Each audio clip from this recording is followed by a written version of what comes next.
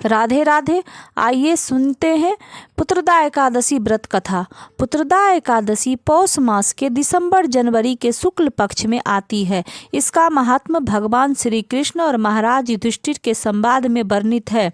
भगवान श्री कृष्ण ने युधिष्ठिर को कहा, मेरे प्रिय राजन, पौष मास दिसंबर जनवरी के शुक्ल पक्ष में आने वाली एकादशी को पुत्रदा एकादशी कहते हैं। इस एकादशी व्रत का पालन करने से मनुष्य के समस्त पाप नष्ट हो जाते हैं।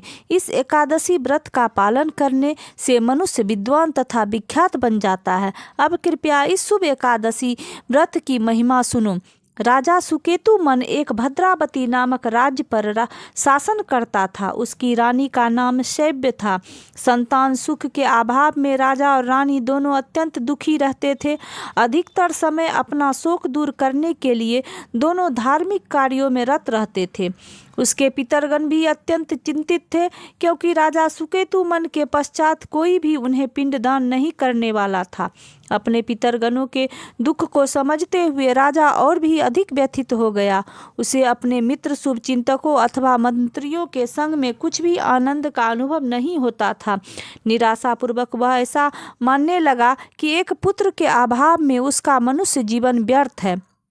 उसे यह लगने लगा कि पुत्र के अभाव में वह देवताओं, पितरों तथा मनुष्यों के प्रति ऋण से मुक्त नहीं हो सकता है। पर्याप्त पुण्य कर्मों और भगवान विष्णु की भक्ति के बिना मनुष्य को पुत्र संपत्ति और ज्ञान प्राप्त नहीं होता है।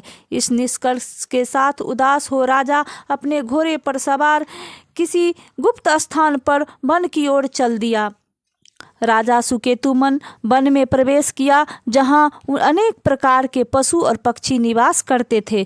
वन में विचरण करते हुए वह अत्यंत क्लांत हो गया और अत्यधिक प्यासा हो गया। वह शोक करने लगा कि यद्यपि उसने यज्ञों और उपासना द्वारा देवताओं को प्रसन्न किया, अपनी प्रजा का पालन अपनी ही संतान की भांति किया और ब्राह्मणों को भोजन और दान देकर संतुष्ट किया, फिर भी वह कष्ट भोग रहा है। इस प्रकार के विचारों में निमग्न वह कमल पुष्पों से भरी हुई एक सुंदर झील पर पहुंच गया। उस झील के पानी में अनेक शुभ पक्षी क्रीड़ा कर रहे थे। कुछ साधुओं को इस झील के किनारे वैदिक मंत्रोच्चार करते देख राजा अपने घोड़े से नीचे उतरकर तुरंत सब साधुओं को एक एक कर प्रणाम करने लगा। राजा के शिष्टाचार से साधु अत्यंत प्रसन्न हो गए और बोले, हे राजन, हम तुमसे प्रसन्न हैं, कृपया हमसे कुछ वरदान मांगो। राजा ने पूछा, आप सब कौन हैं? आप इस झील पर क्यों आए हैं? साधुओं ने कहा, हम विश्वदेव हैं, हम यहाँ स्नान करने आए हैं। आज शुभ पुत्रदा एकादशी का दिन है। यदि कोई पुत्र की कामना से इस व्रत का पालन करता है तो निश्चित रूप से उसे पुत्र की प्राप्ति होती है और वरदान प्राप्त होता है। राजा ने कहा, मैंने पुत्र प्राप्ति के अनेक प्रयास किए, परंतु आज तक मैं सफल नहीं हुआ। यदि आप सब मुझ पर प्रसन्न हैं तो मुझे एक सुंदर पुत्र प्राप्ति का आशीर्वाद दीजिए। साधुओं ने कहा, हे राजन, आज पुत्रदा एकादशी है। अत्यंत ध्यानपूर्वक इस पुत्रदा एकादशी व्रत का पालन करो तो भगवान की कृपा और आशीर्वाद से तुम्हें अवश्य ही एक पुत्र की प्राप्ति होगी। साधुओं के आदेश अनुसार राजा ने मंगलकारी पुत्रदा एकादशी व्रत का पालन किया।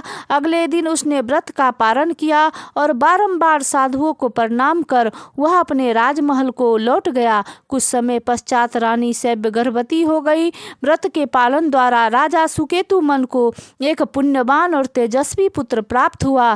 तत्पश्चात राजा सुखपूर्वक राज्य का शासन करने लगा और उसके पितरगण भी संतुष्ट हो गए। भगवान श्री कृष्ण ने कहा, हे राजन युधिष्ठिर, इस पुत्रदा एकादशी के पालन द्वारा मनुष्य को पुत्र और स्वर्ग लोकों की प्राप्ति होती है।